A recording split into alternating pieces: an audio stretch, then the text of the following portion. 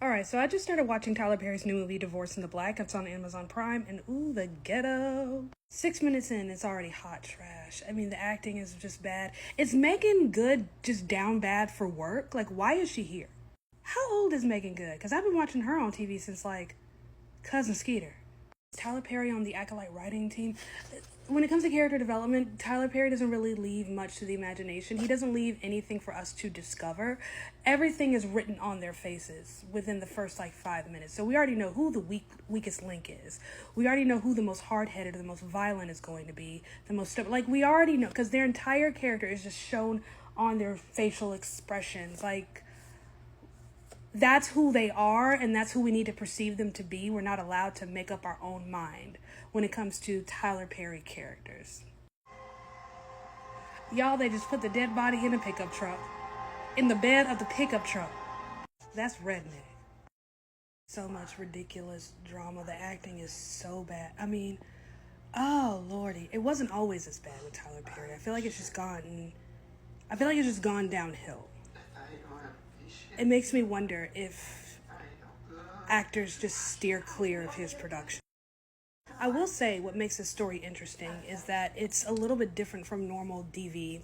This is about DV, as I'm assuming it is, and all that jazz. What makes it a little bit different is that we are coming in the middle of the relationship. Now, normally with most DV movies or even TV shows, we see the beginning when everything is all happy and roses, and we see kind of the deterioration of the woman in the relationship. We see the breakdown and how she once was to, who she is now.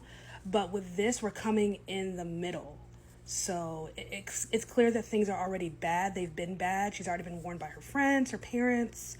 Her mother-in-law clearly hates her, just a nasty, evil woman. Because again, when it comes to being good or being evil, Tyler Perry does not know how to operate in nuance. He doesn't know how to build a character, give them a single foundation, and then create conflict within that foundation. They're just extremes, either really evil or really bad. So there's clearly nothing redeemable about the mother-in-law. She's just straight evil and mean. And we're supposed to love and sympathize with whatever Megan Good's character is. I've already forgotten it. But the husband's name is Dallas. So yeah. Anyways, let me eat my lasagna and finish this movie. I got somewhere to be. But anyway, so that's Divorce in the Black. Written, directed, produced by Tyler Perry. Stars Megan Good and other people. As per usual, that was bad. It wasn't always that bad, but that was bad. It was like he woke up and said, ooh, I have an idea, and then put no thought or effort behind it. I know actors get blacklisted, but I wonder if it's the other way around, because it's almost like he's scraping the bottom of the barrel for talent, because nobody could act in this. Nobody was good. I mean, Megan Good, she's been at this for a while. She's a veteran at this point, and I think she did fine. She's capable of carrying and leading a film, but this really did her no favors. And honestly, her character was just so unlikable and just kind of poorly written. And then on top of that, the direction. There's no winning here for her. I mean, yeah, she got paid, but it's like, do you really want to put this on your resume? I see there's a gap in your resume. Do you mind explaining that? I was unemployed. I would love to hear from someone who is a survivor of DV, just their perspective of this movie, because she's married to this man named Dallas. He has this really toxic family, brothers. We open the movie with a funeral. His older brother was unalived in the commission of a felony, so, justifiable homicide and all that jazz. And typical, ghetto mama who's like, don't talk about my boys like that, like, whatever. It's clear to me, Tyler Perry has always had an issue with women.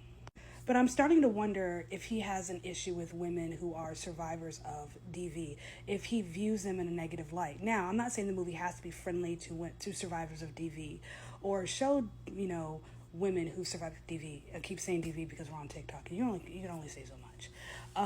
That he has to show them in a positive light, but I think his bias was just really kind of shining through here, because there is no compassion for her at all. There is no kind of redeeming arc for her. It's not the way her character is written, it's almost written by someone who had a friend who was a survivor and was just fed up. Because, the relationship, she never leaves the relationship. He initiates the divorce. And so she's all sad about it, goes home crying to mommy, and then she spends a week away, and all of a sudden she's all better now. It's almost like a friend who's dealing with a friend in a bad situation. It's like, would you just get out? If you just got out, you'd be okay. That's kind of how it felt, right?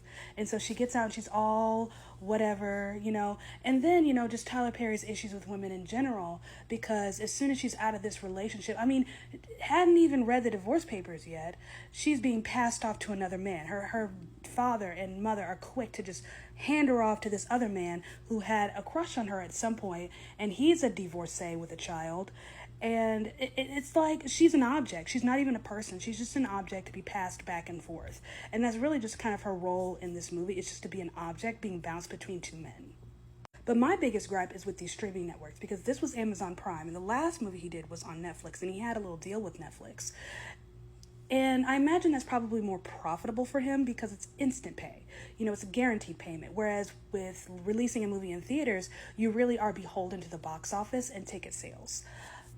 This, he gets a check from Amazon to produce this movie, and whatever happens, happens. He is not obligated. He is not encouraged to produce anything of quality. It doesn't matter. He's getting paid regardless. And the fact is, his fan base, I don't know if they're wising up or not, but the thing is, his fan base, they're so easy to please. He doesn't need to serve them a full meal because they'll be satisfied with crumbs. All I'm saying is, if you're going to charge people out the booty hole every month for these streaming services, and you have put it on yourself to produce original content, which nobody asked for. The main reason most of us signed up for these streaming networks wasn't for the original content, but was for the archive. It was access to videos that we didn't feel like paying $5 for in a Walmart bin. You get what I'm saying? So if you're going to produce quality content or original content and then charge us more, then give us quality.